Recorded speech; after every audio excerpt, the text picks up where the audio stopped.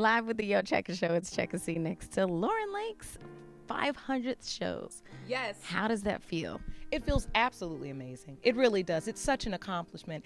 And it is not easy work to do every day because you have to address very difficult situations, but it's a true labor of love. And I mean that in the truest sense, meaning we work hard at it because we love what we do and we love what we get to do for people. And that's give them the truth that they need to move forward. Did you ever imagine going to law school that you would be on a show like this one day? Well, I won't tell my age, but when I went to law school, we didn't even think about there being these kind of shows. But I'll tell you what, I have always been an outside the box thinker and a person that thinks creatively. And so when I think about a show like this, it gives me an opportunity to use my legal knowledge in a different way than most people would think. And I love it because what I'm able to do is to help families mediate a dispute, empower people with the law, things they may not understand, but more importantly, break that law down and break the situation down so that they can receive the blessing and the empowerment in it better.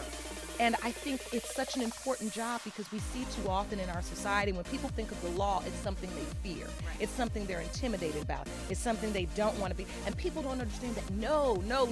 Understanding the law and knowing the law can empower you. Right?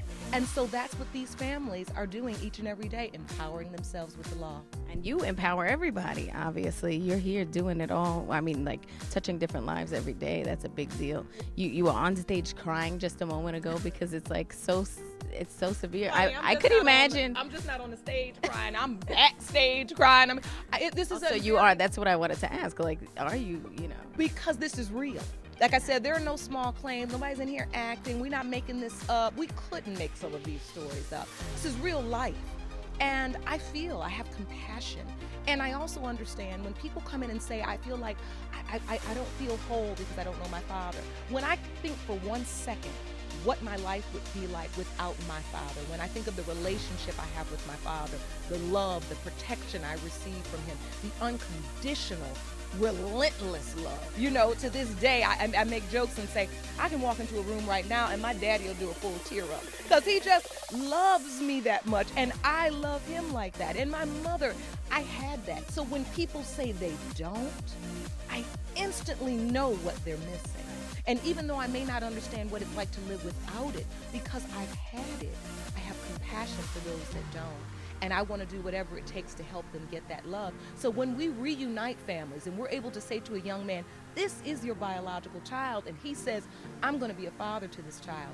And I know a few years from now, there's going to be some little girl at the father-daughter dance with her daddy, running around in her little dress because of what we were able to do.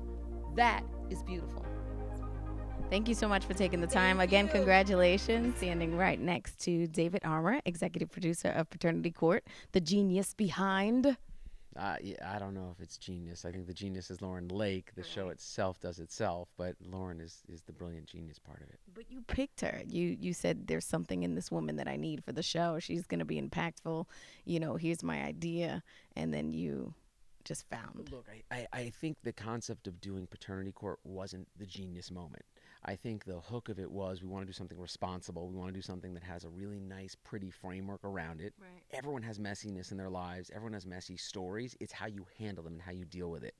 And once I found Lauren and then met with her and spoke to her about the show and the vision for the show, and it just meshed. It worked. She had the legal background. She had the motivational background. Right. She'd done family law.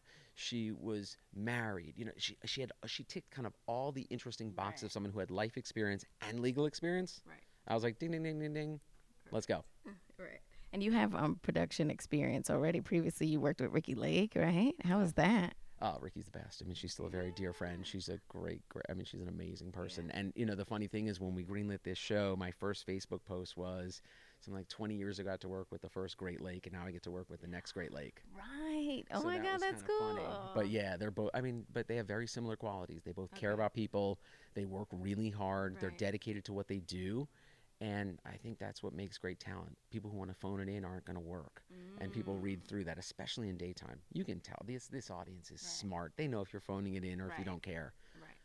You look for those people with the true connection, the people that really care to be a part of your I mean, you team. were here. You saw as Lauren talks about these families.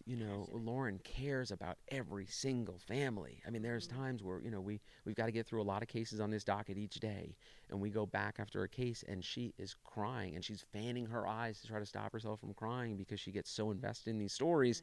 And as she said, she doesn't know the results. She has no idea. And the reason we want that is because I want her to just be able to naturally ask the questions and help them get to how to move forward. Right. That's good. And I could imagine that you said you're from New York, and then you come down here to do the show to Atlanta, then you travel to LA sometimes. It's busyness. How do you keep all of that composed as an executive producer? Like, what are you doing mentally to woosah? I see you do your nails. Do you do your nails? Because I thought I saw some clear. Stopped biting them. So no, I just stopped biting them. So which thank God I did. I don't know if there is a woosah. I think it's just about you get. That's. No working out. I work out. I work out every day. I play basketball, but I think it's just you have to be committed to doing the project. Right. I think it's easier to do, and even the nights, I said it, I woke up at 3:00 this morning because I was so excited for today to get in and do cases and all that stuff.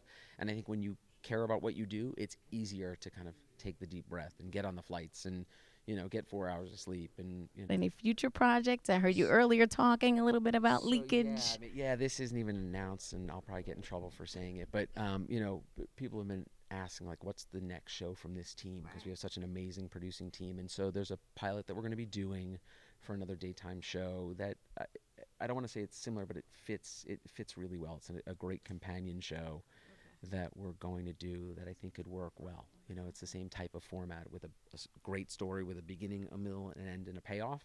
I mean, no, you're an amazing guy, and you do amazing work. Obviously, clearly, you're a successful man, and you have a lot of really good positive energy. So, thank you. All right, thank you so much. Appreciate it. Love the Yankee hat. Just saying. Hi, this is Lauren Lake, and we're at Paternity Court hanging out on the YoChecka show. Thank you. You're welcome. Congratulations. Thanks again.